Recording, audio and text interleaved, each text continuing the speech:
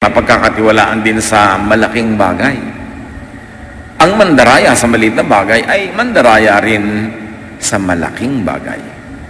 Kaya kung hindi kayo mapagkakatiwalaan sa mga kayamanan ng mundong ito, sino ang magtitiwala sa inyo ng tunay na kayamanan?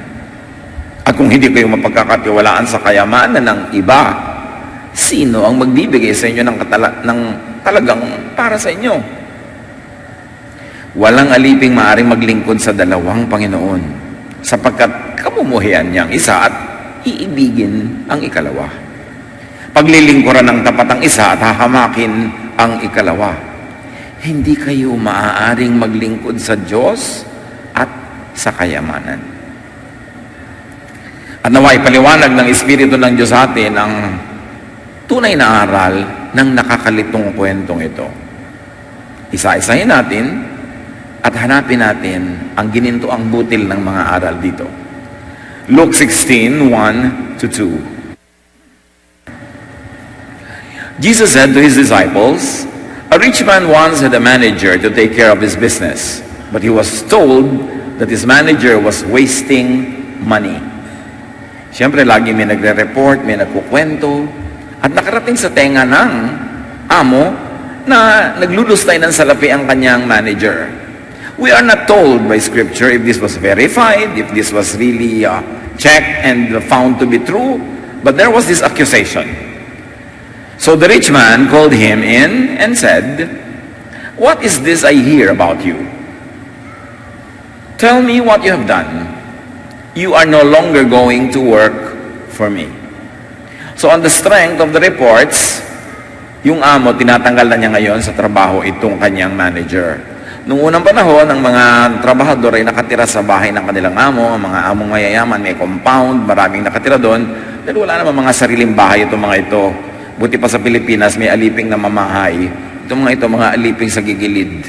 Wala silang sarili mga tahanan. So if you're fired, it means wala kang bahay, wala kang kakainan, you have nothing. You will be out in the streets.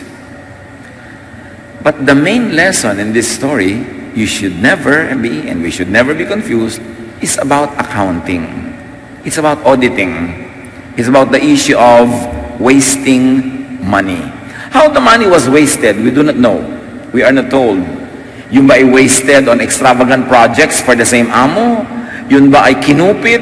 Yun ba ay itinanim ng mga walang bunga? Yun ba ay nasayang sa mga maling mga projects? Basta wasted. Nakataya dito ngayon, position, yung kanyang salary or its equivalent, tenure, ang lahat ng ito pala'y walang katiyakan. Pwedeng-pwede ka matanggal kahit anong oras. Luke 16:3-4, sa pagpapatuloy. The manager said to himself, "What shall I do now that my master is going to fire me? I can't dig ditches, and I'm ashamed to beg." So ang pinoproblema nitong manager na matatanggal ay how to secure himself. Hindi niya problema yung issue of wasting money. Ang pinoproblema niya ngayon, paano niya sisuguruhin ang kanyang kalagayan matapos siyang tanggalin. Verse 4, "I know what I'll do, so that people will welcome me into their homes after I've lost my job." So papalayasin silang amos sa bahay na yon.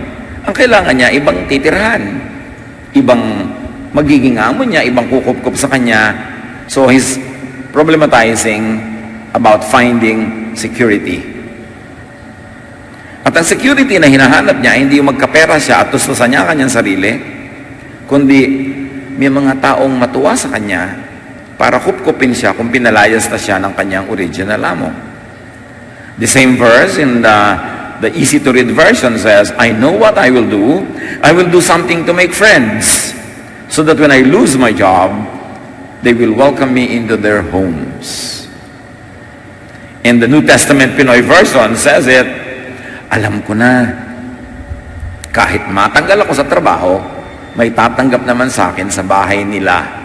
Yun ang gagawin kong project ngayon bilang paghahanda sa napipintong pagtalsik ko dito sa aking amo." The main lesson in this story is to use worldly position, worldly power, worldly wealth, worldly resources to make friends, to do good to people, to invest one's earthly goods in eternity, in something that will outlast many, many issues, and in this case, outlast probably what money could give him. Kasi pwede naman niyang piliin, ay matatanggal na pala ako, kukupit nga ako para meron akong baon at kung matanggal ako, medyo matagal bago yun maubos. No, wise siya. Hindi niya inisip na yung bulsa niya ang punuin ng pwedeng security ng kanyang buhay pagkatapos siyang matanggal. Hahanap siya ng tatanggap sa kanya para doon naman siya mamasukan o doon siya makitira. At ang kanyang way, paggamit ng earthly goods for eternal, for social, emotional, and spiritual gain. Gagamit siya ng kanyang power. Ang power niya noon, magbura ng utang ng mga nagkakautang. Bagamat hindi sa kanya nagkautang ang mga ito, may power siya ngayon kasi siya yung manager, siya yung bookkeeper, siya yung lahat-lahat para magpatawad ng mga utang. Bago natin agad-agad na husgahan itong servant na ito kung bakit siya nagpatawad ng mga utang, dapat muna nating suriin kung bakit maraming tao nung araw lumulubog sa utang. The economic system of the world then, as it was until very recently in the Philippines and even in some areas still is, yung mga landlord, yung mga mayaman, hindi ka makakaiwas sa manghiram sa kanila kasi magigipit ka mamamatayan ka, may ikakasal, magkakaroon ka ng pangangailangan. Minsan, namumorsyento ka lang sa ani, pero walang ani, may bagyo, may baha. Pero kakain ka pa rin, so uutang ka sa landlord, uutang ka sa mayaman. At noon, hanggang ngayon, maraming kung magpautang para sila mga usurero. Ang laki-laki na interest. Nung araw, mga magsasaka sa Pilipinas, uutang ka ng 2 kabang bigas sa amo mong may lupa. Ang bayad doon, 3 kaban. Ang laki. Kaya tuwing uutang ka, next year, uutang ka ulit dahil meron na naman pangangailangan, meron na kasakit, lulubog ka ng lulubog ng lulubog. At maaaring ito ang alam na detalye nitong manager na ito kung paano dumami ng dumami ang utang ng mga tao na hindi na sila makakaahon pa. So ang ginawa niya, yung power, bagamat ipinahiram lang sa kanya yon, pero at that time was in his hand, ginamit niya para paluwagin ang buhay nitong mga nagkakautang, and in effect, earn their goodwill, earn their friendship, so that when he would already become homeless, there will be homes ready to welcome him. Luke 16:5-7. Then one by one, he called in the people who were in debt to his master. He asked the first one, "How much do you owe my master?" 100 barrels of olive oil, the man answered. So the manager said, "Take your bill and sit down and quickly write 50. So 50% binuran niya. Siguro alam niya na iba ang in-apply na pag-interest dito sa kawawang taong ito. So 50. Pero iniisip lang natin yon. Pwedeng talagang hindi naman ganon. But it is a possibility. The manager asked someone else who was in debt to his master, "How much do you owe?" 1,000 bushels of wheat, the man replied. The manager said, "Take your bill and write 800. So 20% lang ang binura niya dito sa isang taong ito. No matter what happened and no matter the mechanics, the result was he created goodwill, friendship. He created a safety net for himself. Are you bothered by this ethical issue? Nakakalito rin naman talaga, di ba? Kasi bakit siya nagpatawad ng utang na hindi naman siya yung kinakautangan? Bakit siya nakasuhan, etc., etc. But, bago natin husgahan yung kamalian o katamaan ng kwento, unawain muna natin kung paano iniintindi ang mga parables ni Jesus. At in general, mga parables ng unang panahon, hindi siya dapat binabasa literally. Yung mga tao nung araw, pag nagkukwento sila ng parable, alam nila kung aling bahagi ang importante at alin yung dekorasyon lang ng kwento. The first part of the parable only gives a setting and a context for the real message. It does not give the lesson.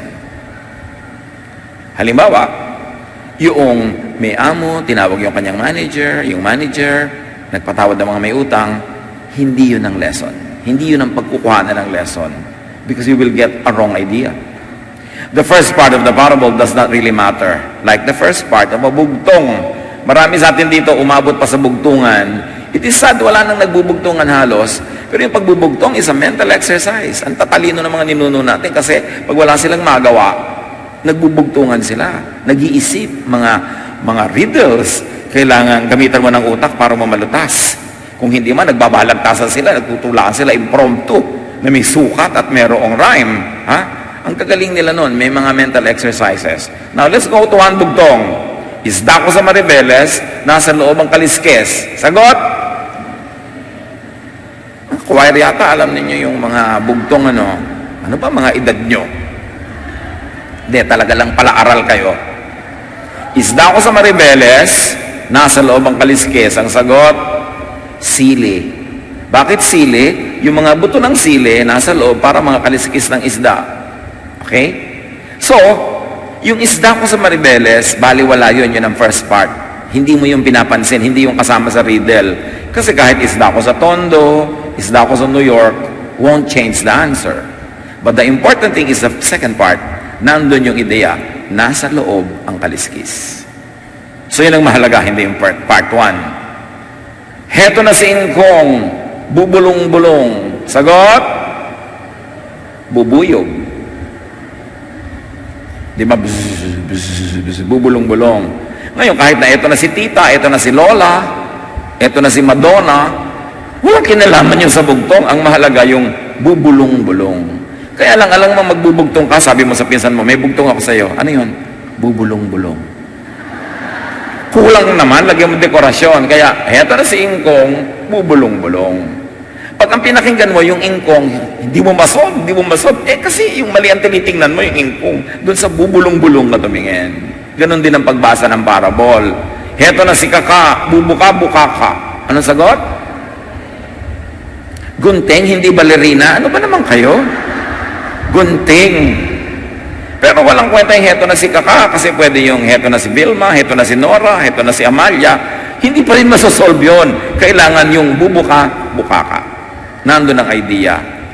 The first part of the parable, like in the bugtong, should not be seriously factored in the extraction of the lesson or the teaching. Kaya mga nalilito dito sa pinag-aralan natin parable, minomoralize nila yung manager, yung tinanggal, yung nagpapayad ng utang. Hindi yun ang kwento, yun ang first part.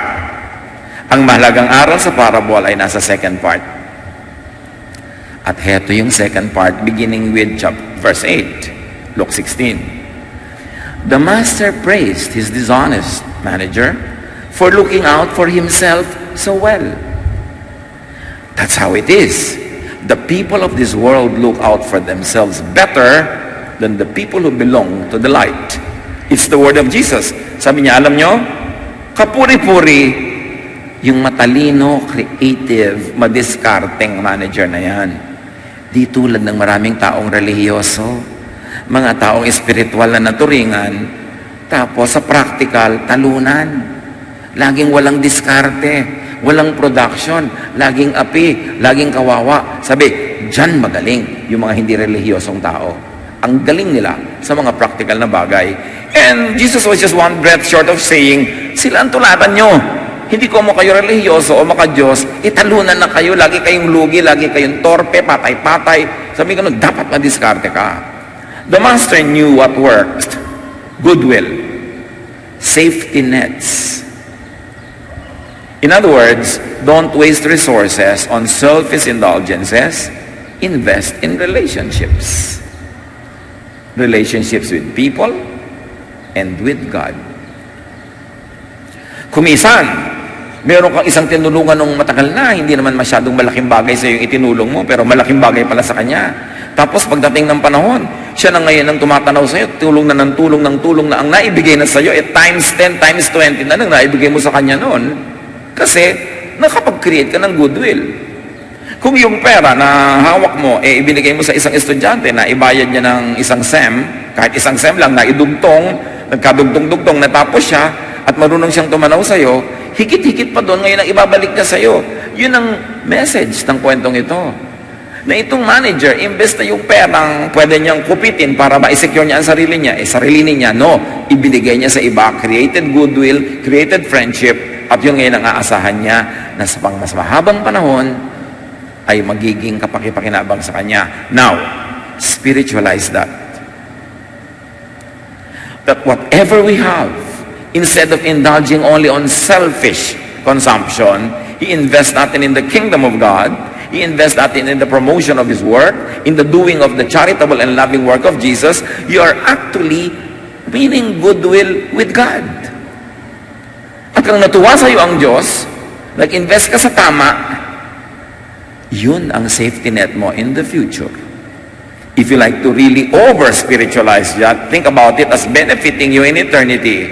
But if you want to confine to earthly dimensions, it will benefit you in this life if you please God by being good to people. By correcting an injustice, which was probably the case with these mga lumubog sa utang, by giving to them what is in your power to give. At hindi na issue na hindi yung binigay mo ay hindi sa'yo. Yun yung part 1 ng bugtong. Ang point is, whatever is in your power, ibinigay mo sa mga tao para gumaan ng kanilang kalagayan, malutas ang kanilang mga problema, makahinga-hinga sila, mapahinga sila sa kanilang mga pagod at hirap, sa mga gumigipit sa kanila. It is a wonderful investment in eternity. Eternity being in the next life, or even in this life, you can enjoy a slice of eternity when you are blessed by God. At itong verse 8 na ito, sinabi sa Good News Translation, the master of this dishonest manager praised him for doing such a shrewd thing. Because the people of this world are much more shrewd in handling their affairs than the people who belong to the light. Sa easy to read version, you see, I'm walking you through many versions for us to appreciate the many angles of interpretation from the original languages. The master told the dishonest manager that he had done a smart thing. Yes, worldly people are smarter in their business with each other than spiritual people. So, hindi virtue na maging patay-patay, lugi-lugi, talo-talo. Kailangan smart ka kasi anak ka ng Diyos eh. Hindi ka nang lalamang, pero di ka napapalamang. Kailangan maayos, active ka. Luke 16:8, sa Filipino version, Pinoy version, pinuri ng amo ang ginawa ng madayang manager kasi madiskarte siya. Ang mga anak ng mundong ito ay mas madiskarte sa pakikitungo sa kapwa nila kaysa sa mga anak ng liwanag. All that being said, sabi ni Jesus sa Matthew 10:16, I'm sending you out like sheep among wolves. Therefore be as shrewd as snakes and as innocent as doves. You must know in the context of the sentence of Jesus, which part 1 or part 2, ang heavier. Obviously, yung be as shrewd as snakes. Then, pang-balance yung be as innocent as doves. Marami mga tao doon nagmamasteral at nag-PhD sa as innocent as doves. Kaya laging lugi sa buhay. Sabi niya, be shrewd as snakes. But be as innocent as doves. Ibig sabihin lang, huwag kang sasobra na manglalamang ka na. Pero kailangan matalino ka. Magaling ka sa buhay. Luke 16:9, my disciples, sabi ni Jesus, I tell you to use wicked wealth to make friends for yourselves. Then when it is gone, you will be welcomed into an eternal home. The wicked there is not an adjective to describe the morality of the wealth, but how the world looks at wealth, and especially how the children of light, how religious people look at wealth. Laging dinidemonize yung wealth. Para ayaw kumita, ayaw yumaman, hingi naman ang hingi. So sabi niya, ganyan yan. Gamitin ninyo kung ano yung hawak niyo sa inyong kamay na kapangyarihan, kayamanan, to make friends. Baligtad yung iba. Habang nagkakapera, nagkakaroon ng kapangyarihan, they make enemies. Pag tuloy bumagsak sila, tawang-tawa yung mga tao. Hindi sila tinutulungan.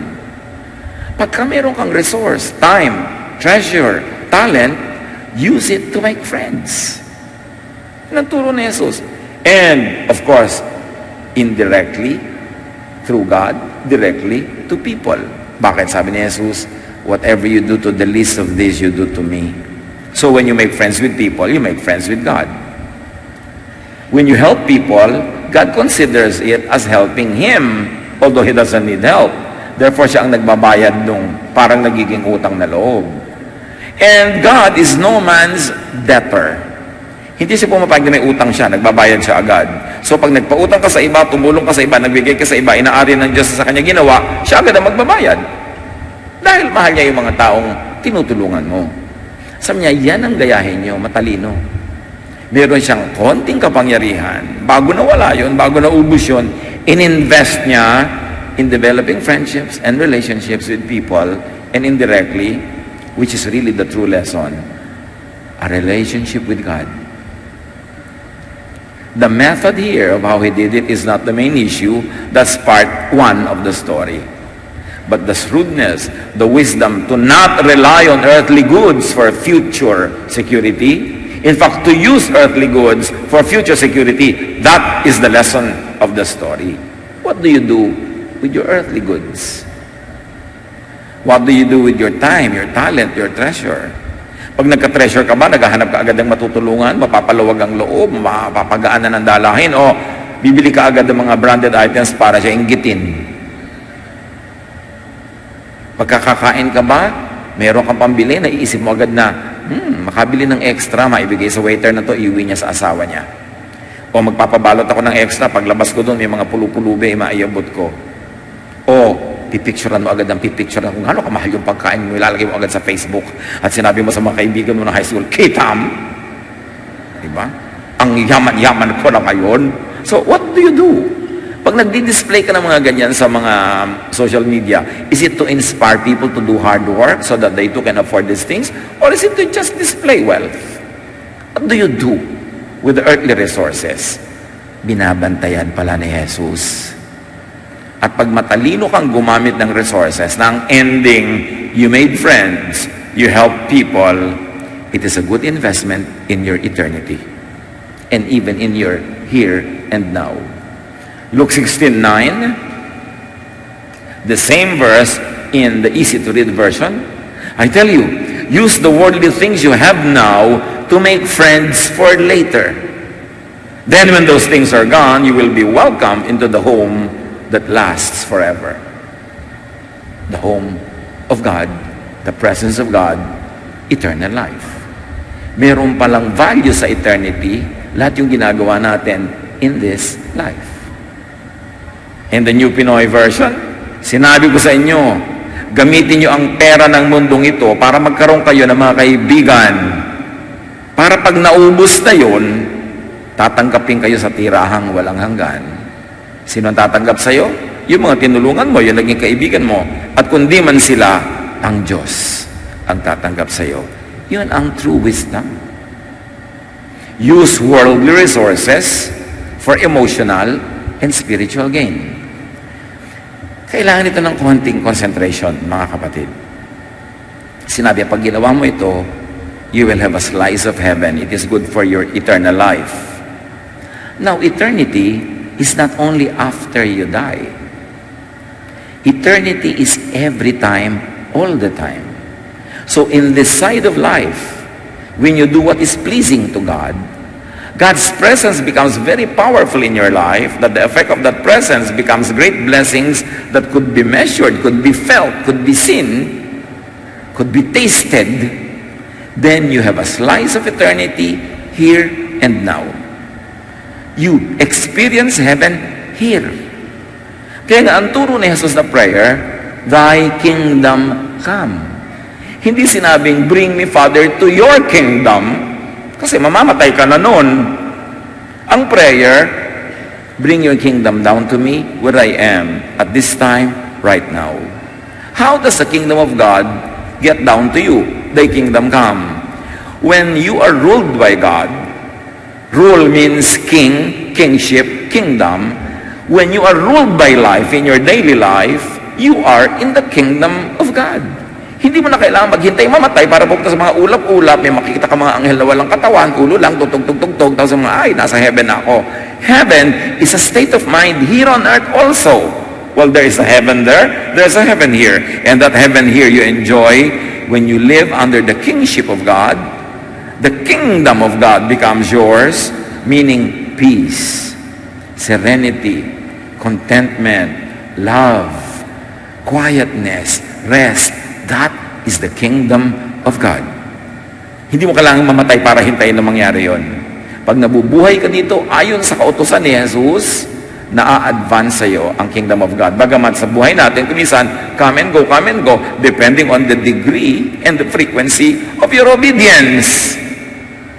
Kami mga time na parang heaven na heaven ka, may time naman parang impyerno ka. Depende kung gaano ka sumusunod o lumalayo sa mga katuroan ni Jesus. Pero sabi niya, pag ginaya niyo itong manager na to, ginagamit niyo kung ano yung hawak niyo kapangyarihan to help others, to make their life nice, you make friends with them, and you also make friends with God, inevitably, you will experience eternity. There and here.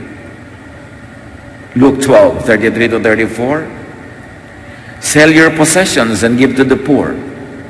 Provide purses for yourselves that will not wear out, a treasure in heaven that will never fail, where no thief comes nor no moth destroys. For where your treasure is, there your heart will be also. Importante yung sinasabi dito ni Jesus.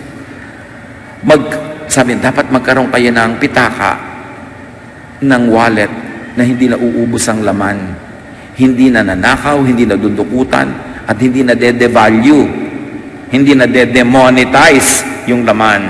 At ang tinuturing niyang wallet, puso, ang laman, godliness, goodness, kindness. Sabi ganoon, pag yan ang wallet mo at yun ang laman, walang makakanakaw niyan. Kaya yung mga taong gumagawa ng mabuti, ginagamit nila yung kanilang resources, time, talent, and treasure sa paggawa ng mabuti, pinapayaman nila yung wallet na yon. Through what? Kasi masarap ang feeling. Ang tunay na mayaman na tao, yung masarap ang pakiramdam. Kahit walang pera. Ang tunay na mahirap na tao, yung kahit may pera, walang masarap na nararamdaman. Puro guilt, alalahanin, worry, jealousy, stress. Ba't ka pa naging mayaman? Useless. Sabi ni Jesus, where your gather for yourselves treasures in heaven. Again, yung heaven, hindi lang yung gagawa ko ng mabuti dito para may medalya ako sa langit. Maglalagay ako ng treasure sa langit, dito ko i-deposit. Well, there is truth in that. The more immediate meaning is, ang langit ang puso mo. Ang langit yung utak mo kung saan naghahari ang Diyos. Kasi yun ang kaharian ng Diyos, yung utak mo. Sabi ni Jesus, don't look for the kingdom of God here or there. Sabi niya ganun, the kingdom of God is within you. Ang tunay na paghahari ng Diyos, wala sa mga ulap, wala sa mga planeta, nasa isip mo. So pag yung puso mo pinaghaharian ng Diyos, ang utak mo, ang takbo ay maka-Diyos, the kingdom is within you. Sabi ko nun, at doon ka mag-invest sa kingdom na yon. Ibig sabihin, kung may lakas ka, meron ka magagawa, may power ka, ang payamanin mo, yung nararamdaman mo, yung emosyon mo, yung kapayapaan mo, yung espiritu mo. Kasi yun ang tunay na yaman na walang makakanakaw. We've got to understand the deeper meaning of heaven, of eternal life, of eternity. Hindi lang yung pagkamatay mo, tsaka pa lang. Dito, nandun na yun. Thy kingdom come, thy will be done on earth as it is in heaven. And the secret is in obeying the teaching of Jesus. Number one, na kanyang obedience, love others. When you use all of your resources to love people, you are entering the gates of heaven, kahit hindi ka pa namamatay. Yung ligaya mong makita sa ngiti ng isang inabutan mo ng tulong, yung nagpasalamat sa iyo, yung mabalitaan mo may napabuti ang buhay dahil ginawa mo ng mabuti, that is heaven on earth. Yun ang tunay na kayamanan na hindi nananakaw. Huwag tayong masyado maging literal na para ako magkaroon ng kayamanan sa langit, pupunta ako sa mga bundok, manghuhuli ako ng mga tribu at gagawin ko Kristiyano at ilulublog ko sa tubig para mabaptize, para may kayamanan ako sa langit. Meron yon. Pero hindi mo na kailangan mamundok. para payamanin ang tunay na langit sa buhay mo, yung puso mo, gumawa ka ng mabuti. That is the main issue of the story here. In reverse, sabi ni Jesus sa Matthew 16:26, what good will it be for someone to gain the whole world, yet forfeit his soul? Or what can anyone give in exchange for their soul? The immediate reading of many people here is, ano mapapala mo na yumaman ka pero yung kaluluwa mo nagpunta sa impyerno? That's a good reading. But there's another deeper reading. Anong mapapala mo na dumami ang iyong resources pero lumungkot ka naman? So yung impyerno dito, again, like heaven, hindi lang yung pupuntahan mo pag namatay ka, kundi a state of your mind. Anong mapapala mo? Sumikat ka nga pero lagi ka naman ngayong stressed. Anong mapapala mo na yumaman ka pero ngayon lagi kang defensive, hindi ka na tuloy makarelax? Anong mapapala mo na number one ka sa amang lahat ng contest pero stress na stress ka to remain number one? Sabi niya, what will you gain if you gain the world but lose your soul, lose your feelings, lose your peace of mind? Hindi lang lose your spirit to the devil in hell. Hindi lang yun. Laging maraming layers of meaning. These spiritual issues are not supposed to be oversimplified. Marami siyang layers of meaning. Matthew 13:45 to 46. Again, the kingdom of heaven is like a merchant looking for fine pearls. When he found one of great value, he went away and sold everything that he had and bought it. So what is a pearl of great value? That which brings the kingdom of God into your heart. That which brings love and peace and contentment and rest. So when you find it, value it. And sometimes you have to pay something for it. Luke 18 and 22. A certain ruler asked him, good teacher, what must I do to inherit eternal life? Again, eternal life here can be life there or a heavenly life here. Laging i-double nyo yung reading. Sell everything you have and give to the poor, sabi ng Diyos, and you will have treasure in heaven. Then come, follow me. Not everybody who seeks the kingdom of God is to sell everything to follow God. But in the case of this man, the hindrance to his following God was his wealth, his love for money. So sinasabi ng Lord, habang love mo yan, first love, hindi tayo pwedeng magsama. So, tanggalin mo sa buhay mo yan para maging first love mo ako. Kasi first love din kita eh. And then, we can be together. And we know the rest of that story, that man left sad because he had great wealth. He chose his wealth more than build a relationship with God. However, people can use their wealth in reverse to build the relationship with God and with people. So nasa sayo yan kung anong gagawin mo. And wealth is not always money. It's time, talent, treasure, any power at your disposal. Luke 16:10 to 11. Anyone who can be trusted in little matters can also be trusted in important matters. But anyone who is dishonest in little matters will be dishonest in important matters. If you cannot be trusted with this wicked wealth, who will entrust you with true wealth? Sabi, pera lang, hindi ka mapagkatiwalaan. Paano ipagtitiwala sa iyo ang espiritu? Paano ipagtitiwala sa iyo ang langit? So, dyan man lang, pumasa ka muna. So, ang tunay na dinaya ng sinasabing nandaya na manager is yung earthly amo niya, which could be the symbol of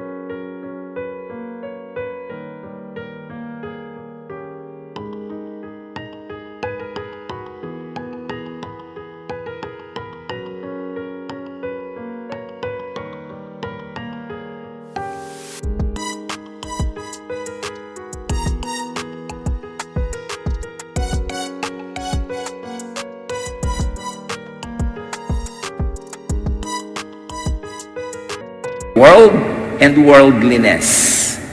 So hindi masamang dayain yon. Ang dinaya niya is isang mandaraya, isang nakakadaya, isang pag nagpadala ka sa kanya, yung pera ang magiging Diyos mo, kahit manggipit ka ng iba, yun ang dinaya niya. Hindi tao, idea, greed, materialism.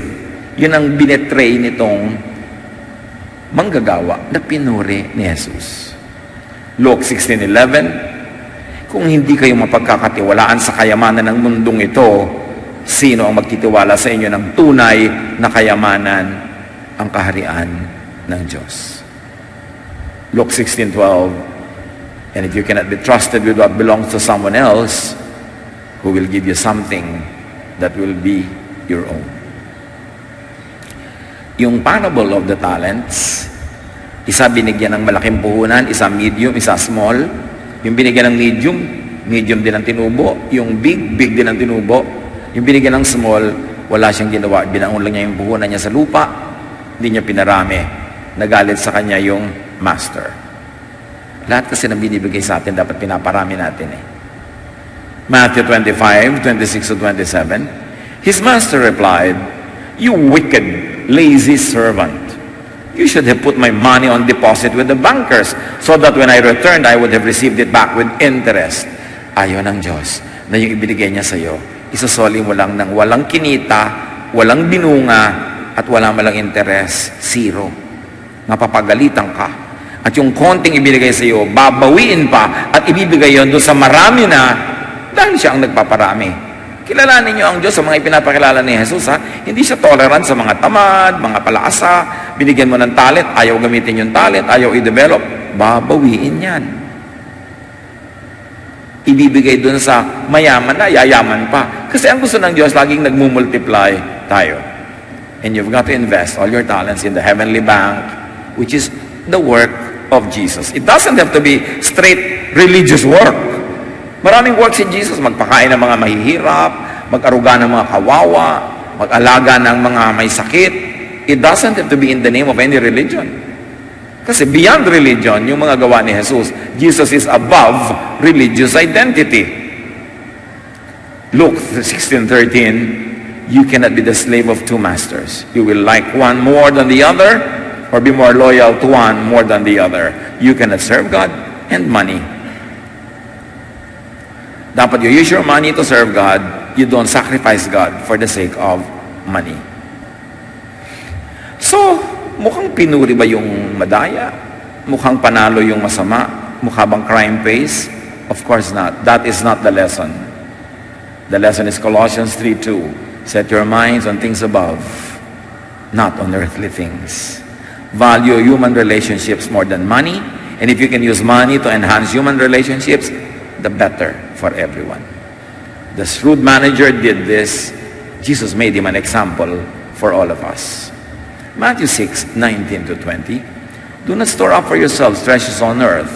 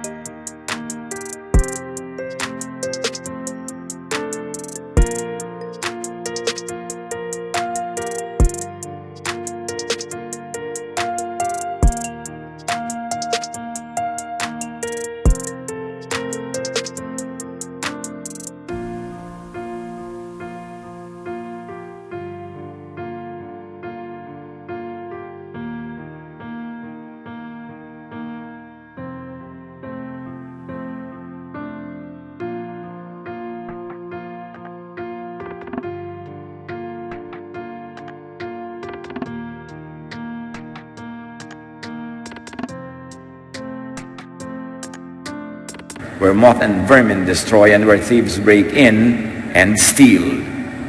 But store up for yourselves treasures in heaven, where moths and vermin do not destroy and where thieves do not break in and steal. At ano yon? Heaven ba yon? Yung puso mo. Ang ilagay mo sa puso mo, yung hindi nananakaw. Kaligayahan, kapayapaan, katahimikan. Yun ang kingdom of God mo dito habang wala ka pa dun. What the shrewd manager cheated was the world. Materialism. Attachment to the world. The shrewd manager betrayed the system. corrupted system which should really, no one should be loyal to. Worldly resources are best spent or invested in what really matter. Goodwill and relationships, securing the future, and yes, even eternity future. Meron talagang heaven doon, meron talagang kabila. So dapat nag-i-invest ka talaga doon. The best savings and security is not money, which will run out. If so, the manager should have saved money instead of just write off mga utang. The best savings, the best security is not possession. It could be lost. But investment in good deeds. Investments in goodwill. Yung mga may utang sa parable, mga poor, mga gipit, mga kapos, mga mahina, mga oppressed, mga kawawa, they are the Jesus people. The people Jesus specially loves and cares for. Do the work of Jesus. Kayo mga kapatid, baka may mga may utang sa inyo na talaga namang hindi na mababayaran, burahin nyo na. Kung may konting ibabayad, so sabihin mo, o sige, 50 na lang ang utang mo, yung 50 wag na. O ikaw, 80 bayaran mo, may kaya ka naman, tanggalin na natin yung 20, iba-iba. Matuto tayong gayahin itong ginawa nito na magpatawad tayo ng mga utang. At kaya natin yon lalo kung sa atin talaga may utang.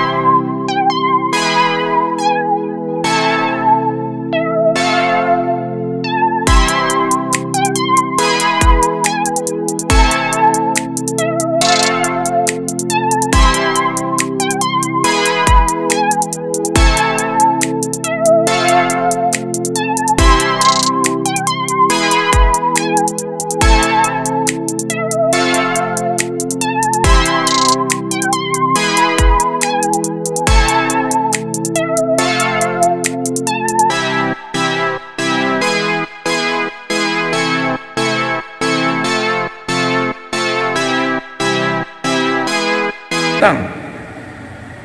O kaya meron kang galit, may ginawa siya sa'yo, utang yun eh. Patawarin mo na kasi sa buong buhay. Aawayin mo siya, o magagalit ka, o magtatampo ka, yung heaven mo, punong-puno ng bitterness, yung puso mo, punong-puno ng mga inis, galit, hindi heaven yun, hell yun.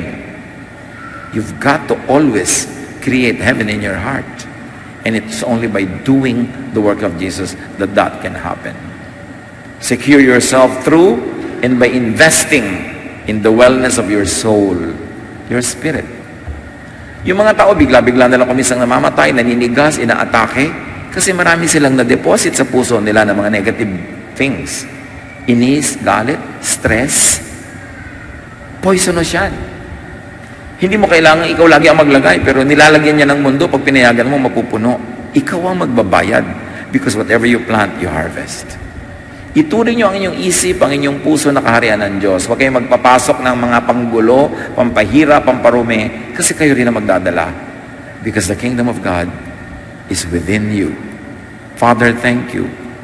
Thank you that we can be aware, that we can invest in what matters, in eternity over there, and in the goodness, wellness of our hearts, our emotions, our feelings here.